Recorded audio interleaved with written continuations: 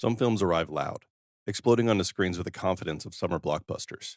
Others slip quietly into theaters, unassuming at first, only to grow into something larger than the moment that birthed them. And then there are the rare films, the ones that do both. Die Hard is one of them.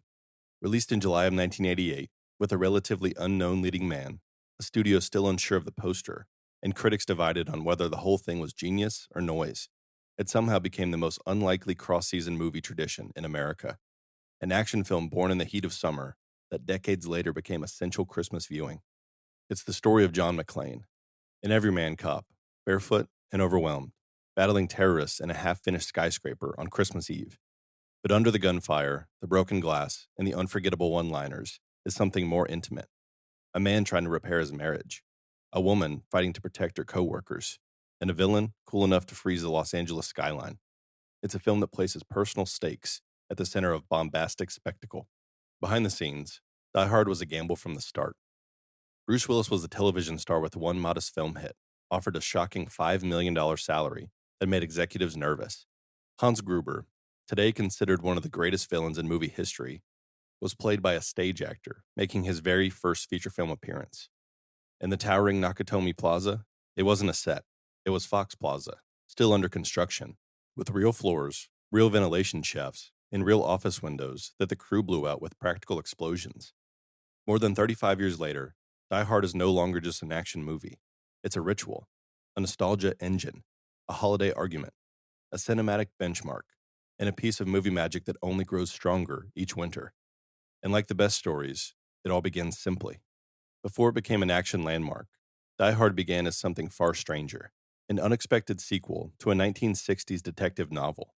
The source material, Nothing Lasts Forever, was a follow-up to The Detective, a book that had once been adapted into a 1968 film starring Frank Sinatra. Because of that old contract, 20th Century Fox was legally required to offer Sinatra the role of John McClane first. He was in his 70s, and he politely declined. Then, the studio was hit with a parade of no thank yous. Clint Eastwood passed. Sylvester Stallone passed. Arnold Schwarzenegger passed. Harrison Ford and Mel Gibson both passed. Every action titan of the decade had turned it down. And so, in a move that would define careers and reshape a genre, Fox turned to someone unexpected, a charismatic TV comedian named Bruce Willis. Willis wasn't the image of a 1980s action hero. He didn't look invincible. He wasn't muscle-bound. He didn't fire rocket launchers while spitting out catchphrases. He looked like someone you'd run into at a Newark airport bar. And that's exactly the point, though nobody knew it yet. The studio hesitated to even put Willis on the poster. Early promotional art featured the skyscraper alone, leaving audiences to wonder who the hero was. But Willis brought something that no other candidate could: vulnerability, humor, in a sense that McClane was improvising his survival in real time. In a decade of indestructible heroes, here was a man terrified, bleeding, and cracking jokes to stay sane. Alan Rickman's casting as Hans Gruber was just as unlikely. A celebrated stage actor with no film credits, he delivered a villain performance so smooth, so intelligent, that he reshaped how Hollywood wrote antagonists. It was an unconventional set of choices, but together, they created a blueprint for the modern action film. Production on Die Hard began in late 1987, and from the start, it was both ambitious and chaotic. Instead of building a massive set, Fox chose to film inside its own corporate headquarters, Fox Plaza in Century City. At the time, the building was still under construction, giving the crew an astonishing level of creative freedom. Whole floors were unfinished, ventilation shafts were easily accessible, and even the iconic rooftop was theirs to climb, rig, and blow apart. Some of the most memorable sequences were the result of genuine danger. When the effects team detonated charges designed to simulate a massive explosion, they accidentally blew out an entire floor of windows, far more than intended. During the elevator shaft stunt, a slip caused the stunt double to fall further than planned, but the shot looked so real that it stayed in the final cut. And Bruce Willis, he performed many of his own scenes and permanently damaged his hearing due to one shootout where blanks were fired inches from his ears. But these challenges also gave the film its unmistakable texture, the grit of real floors, the metallic clang of real ducks, the way McClane's bare feet skid across harsh surfaces. Everything felt tangible because it was tangible.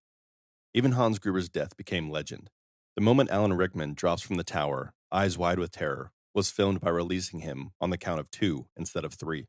The surprise you see on his face isn't acting, it's genuine terror.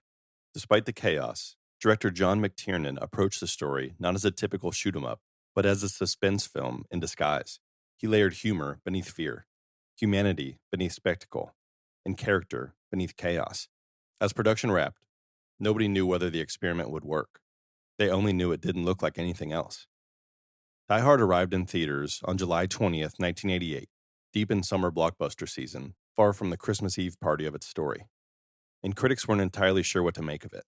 Some found it chaotic, some found it too violent. Roger Ebert famously gave it only 2 stars and criticized the film's cliched police chief. Others saw something different. Audiences, however, saw exactly what the movie was doing. John McClane wasn't another indestructible 1980s titan. He was someone you rooted for because he looked like the guy who could sit next to you on a plane. He was scared, he was angry, he was tired, and he kept going. Barefoot, bruised, and muttering sarcastic commentary under his breath, he became an instant reflection of the audience. When he cried in the bathroom, pulling glass from his feet, it wasn't action movie bravado, it was pain. Hans Gruber became the other half of the magic, suave, strategic, and unbothered by the usual villain theatrics. Rickman created a mastermind who felt as real as McClane. The famous phone conversations, McClane wisecracking, Gruber dripping with eloquent disdain, gave the film its soul. Word of mouth caught like wildfire. Ticket sales stayed strong through the summer. By the end of 1988, Die Hard was the 10th highest grossing movie of the year and the most successful action film of the season. But what truly signaled its breakthrough was the shift in perspective. With McClane, the action genre pivoted away from invincible supermen and toward relatable heroes. What Die Hard achieved next wasn't expected. It didn't just become a hit, it became a template. Throughout the 1990s, Hollywood leaned heavily on Die Hard in a blank pitches. Speed became Die Hard on a bus. Under Siege became Die Hard on a battleship. Air Force One became Die Hard on a plane. This wasn't mockery, it was admiration. McClane's formula worked because the stakes were simple. The location was contained, and the hero had to think instead of overpower. Just as influential was Hans Gruber. Rickman's cool, intellectual menace reshaped villains for decades. Suddenly, action movies wanted antagonists who were articulate, educated, elegant, and terrifying through intelligence rather than brute force. Even today, Gruber appears on lists of greatest movie villains ever created. Yet perhaps the biggest surprise was how deeply audiences connected with the film through emotion. Beneath the explosions lies a story about broken marriages, strained communication, and a man realizing how much he still loves the woman he pushed away. Holly Gennaro McClane wasn't a decorative character. She was a strong, capable executive navigating corporate politics while fighting to protect her colleagues. The movie's emotional core always circles back to them, a family trying to repair itself in the middle of chaos. That blend, intimate stakes wrapped in high spectacle, became the peak of what action films could achieve. It wasn't escapism alone, it was escapism rooted in humanity. By the early 2000s, the film's reputation had grown even stronger. It was studied in film schools, celebrated in retrospectives, and referenced in everything from sitcoms to video games. And then, something unexpected happened, something seasonal, something that would transform Die Hard from an action classic into a cultural tradition. Somewhere along the way, somewhere between the late-night holiday cable marathons and family traditions, Die Hard found itself at the center of a debate no one in 1988 could have predicted. Is it a Christmas movie? The question resurfaces every December, louder each year. On one side, the setting, Christmas Eve, the Christmas music playing throughout the film, the holiday party, the talk of miracles. On the other, the explosions, the gunfights, the fact that the film was released in July. The truth sits in the middle. Die Hard was never designed as a Christmas film, but it was crafted with Christmas woven into its DNA.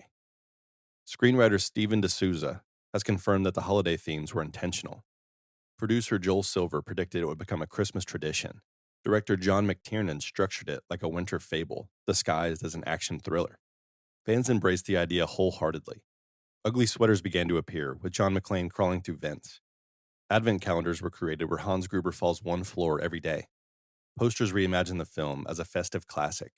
And every December, fans fill theaters for special anniversary screenings. By the 2010s, streaming data had confirmed the shift. Millions of December viewings, repeatedly placing Die Hard among the most watched Christmas season films. Even the debates add to the charm.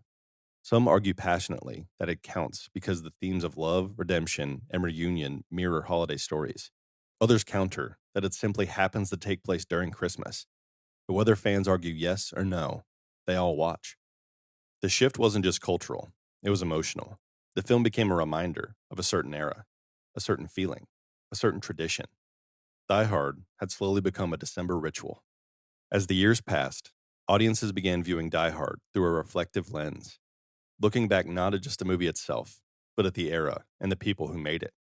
In 2017, the film was selected for preservation in the U.S. National Film Registry, an honor reserved for works considered culturally and historically significant. It was official. Die Hard wasn't just a hit, it was history. Bruce Willis's journey mirrored the film's arc. Once the newcomer on the poster, he became an international star, shaping an entire generation of action cinema. His physical commitment, performing stunts, taking real impacts, suffering real injuries, became a part of the movie's myth. As the 2020s brought the news of Willis's retirement from acting, fans revisited Die Hard with renewed emotion. The Christmas rewatch now carried an added layer of nostalgia and gratitude. Alan Rickman's passing in 2016 only deepened the film's legacy. His first ever film performance became one of the most iconic villains in movie history. Each December, audiences revisit Hans Gruber with affection, not just for the character, but for the actor whose precision, charm, and wit elevated every scene he inhabited. Even the building itself, Fox Plaza, forever Nakatomi Plaza, became a landmark. Fans visit it like a pilgrimage site, snapping photos where McClane once crawled and where Gruber once fell. Meanwhile, the film's influence continued to ripple outward. New action films still draw on its structure. Television shows parody it, and younger viewers, seeing it for the first time, discovered that the old movie Dad loves remains as thrilling today as it was in 1988. Every goodbye within Die Hard, on screen and off, has only amplified its place in cinematic memory. The film has grown deeper, richer, and more emotional over time. Today, Die Hard stands as one of the most enduring films in modern cinema, not just as an action classic, not just as a holiday staple, but as a defining intersection of character, craft, and cultural memory. Its legacy touches every corner of the film world. Action movies still chase its formula: the relatable hero, the intelligent villain, the confined location, the escalating stakes. But none have quite captured the magic of that first perfect combination of tension, humor, and humanity. Die Hard didn't just influence a genre, it reset it. Hans Gruber remains a benchmark for villains. John McClane remains a benchmark for heroes. And together, they form one of the greatest duos ever put on film. The movie's holiday identity continues to evolve. Audiences may remain divided, but the seasonal affection is unquestioned. Every December, viewership surges. Social media fills with quotes. Families gather to watch it, some for nostalgia, some for tradition, some simply because it makes them feel like the holidays. The movie's Christmas spirit isn't in the decorations, it's in the message. Reconciliation, rediscovery, love under pressure, and the fact that any night could turn into something unforgettable. But perhaps the film's greatest legacy is its timelessness. Younger generations discover it without needing to adjust their expectations.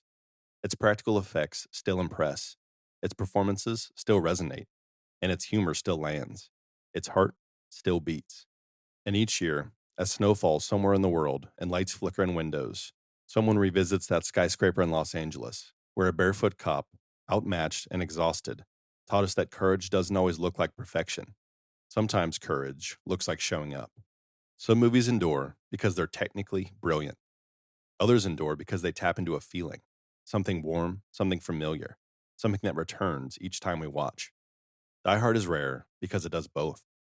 The explosions, the stunts, the skyscraper looming like a metal cathedral over Los Angeles. It has the craft, precise direction, practical effects, razor-sharp writing, and performances that feel timeless. But underneath the adrenaline lies the real reason the film lasts: the human story. A man trying to reconnect with his wife, a woman juggling identity and duty, a villain who feels frighteningly real because he believes he's the smartest person in the room, a police officer named Al finding redemption on the worst night of his career, a holiday backdrop that turns chaos into something strangely hopeful. Every December, when Die Hard resurfaces as part of our cultural conversation, we aren't just debating categories, we're reconnecting with a piece of ourselves. The version of us who first watched McClane light that cigarette. The version of us who laughed when he muttered to himself in the vents. The version of us who felt awe watching Hans Gruber fall in slow motion. These aren't just scenes, they're memories. And as time passes, as actors retire or leave us, as generations discover the film anew, Die Hard becomes more than a movie. It becomes a bridge between summer action and winter tradition, between chaos and comfort, between who we were in 1988 and who we are now. So whether you watch it for the thrills or for the tinsel, whether you watch it every Christmas Eve or only when nostalgia calls, Die Hard remains what it has quietly become over 35 years, a miracle of filmmaking, a benchmark of the action genre, and one of the most unlikely holiday classics ever made.